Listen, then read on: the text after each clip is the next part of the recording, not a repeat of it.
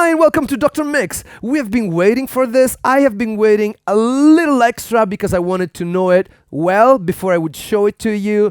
It's out. It's Cubase 10.5, baby. Coming up.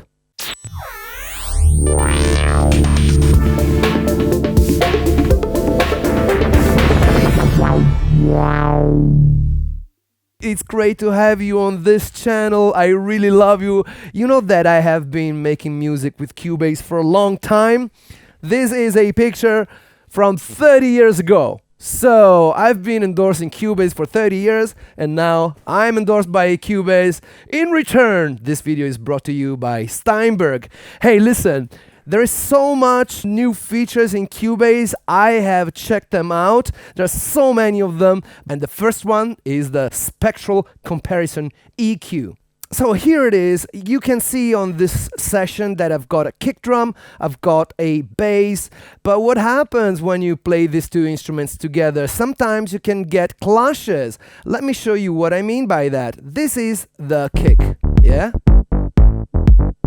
And this is the bass. But up to now, to compare them, we would have to just open them individually. Now you can do this. Let's go to the kick and let's compare the kick to the Moog bass. So look, I can decide to take the Moog bass and I'm gonna cut this frequency because it seems to be fighting a little bit against the kick drum.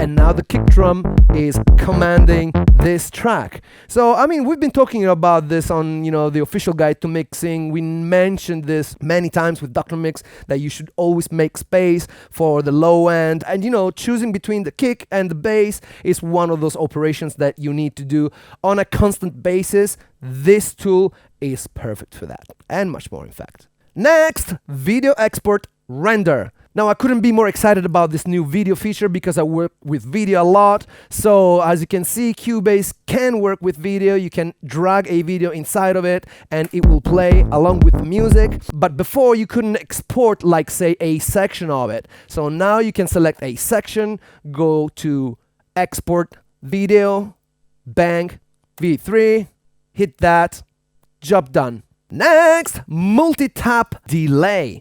So this is a brand new plugin native with Cubase and it's used to have great control over your delay game. Check this out. So right here I've got, I'm gonna just select tap rhythm and I'm gonna just tap away where I want my taps to be.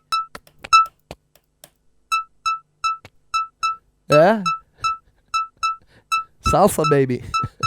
And look, I can quantize. Bang.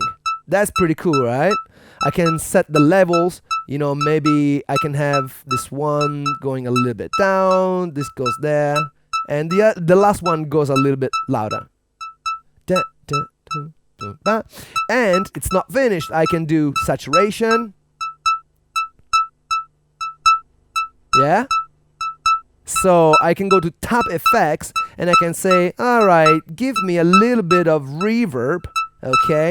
But you only give it to me on the last tap. This is of course on top of, if you want effects, on the whole thing. Like for example, you can choose a phaser and then this applies to the whole thing.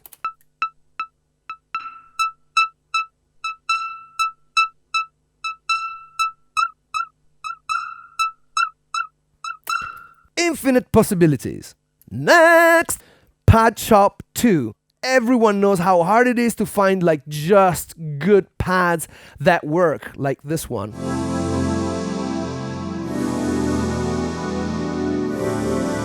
Yeah?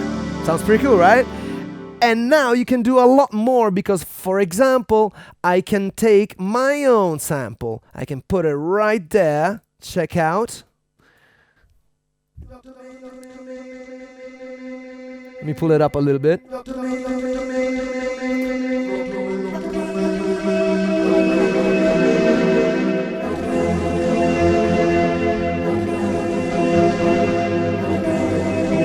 the Kaleidoscope, the crazy synthesizer demo video? I will leave a link in the description. Well, basically, that was granular synthesis. And basically, Pad Shop 2 does that. Check out.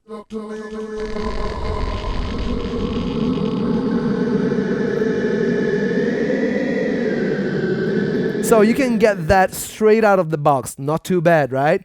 But also, you can press this button and now it becomes blue. Spectral oscillator. That's what it's called. And you know what happens? Check out.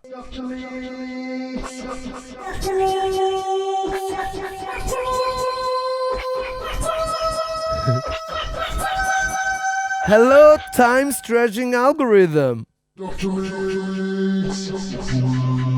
can stretch this to infinity and still sounds good. But that's not all. Look what I can do. So of course I can change the start position.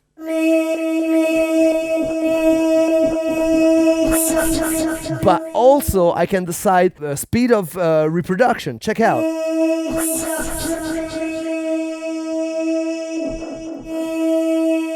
To the point where it basically freezes. Look.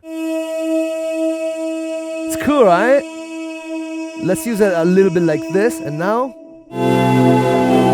Now it's too loud. Hold on. Sorry.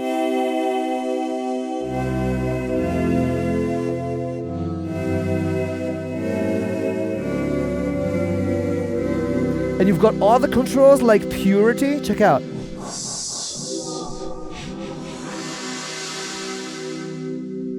Inharmonic. Ooh.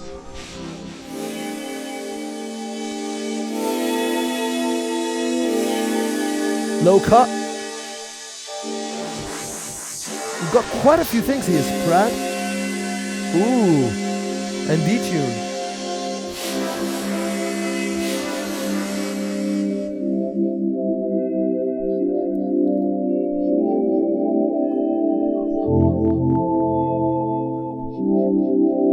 Anyway, lots of possibilities inside of Pad Shop 2. Next! Colorized mixer channel. So if you know Cubase from before, you know that you can assign your colors and you have a pretty nice selection of colors. You know, you can actually customize all of these colors. I have a nice selection because I like colorful things. But what happens right now is that you can open your preferences and say colorize mix console channels. Apply, boom, and it all becomes very nice and colorful. Yeah? Next! Import tracks from projects. Now, if you're like me, you like to use your groups for the kick drum, for the drums, for the bass. You like to use your reverbs. You have your favorites. Now, with this function, you can take all of that information and import it into a new song. Let me show you what I mean by that. So, I go import tracks from project and I say click.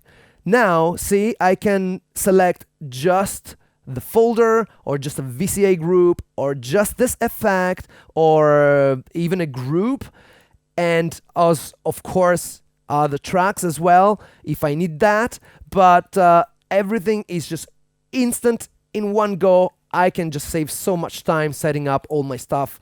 Well done. Next, combined select tools. So up to now, you could use the object tool, and this allows you to, for example, select this clip, delete it, or you can, for example, decide the length of it, or you could go with the range selection. So for example, if I want to select this bit and delete it, then I can just copy this and maybe paste it there. But now what I can do is touch this little button and I have a combination of both. So if I select the track up here, then I have the range. If I select it down there, then I've got the object. This allows me to, for example, this I want to delete and I'm in range now, but now I'm in object and then I can do D like that. My workflow becomes even faster. I don't even have to change my tool. That's pretty good. Next, retrospective recording. Now, if you know Cubase, you know that every time you are, for example, using a MIDI instrument, right? And maybe you veer off and you think, oh, I like this. Oh, yeah, what was I playing? Oh my god, I forgot. Oh my god, I wasn't recording. Haha, Cubase is famous for this. You can hit shift and then hit star, and there you go. That's what you just played. It was there all along. But now this has been brought to the next level. Why? Because you've got a buffer for each of these tracks, of course, MIDI tracks. And you can do even more. Like, for example, say that I have a cycle recording here, yeah? So, right? Maybe I'm playing something like...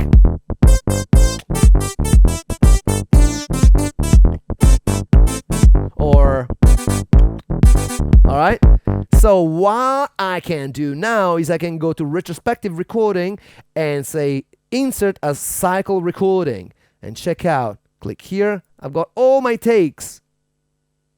Every cycle is a different take. I can choose it. Or I can say insert as linear recording, and now all of that is a long take. My material is there, it's safe. Do you know what? I love Cubase, and especially I think that you should make music on a tool that makes you fast. Your idea can be captured straight away so that that doesn't fly off. And that's one of the reasons why I love Cubase, and why I would suggest that you check on the link in the description to see it in action on the Steinberg website. I hope you're staying inspired. I hope you like this. I hope you have subscribed to this channel by now, and see you later.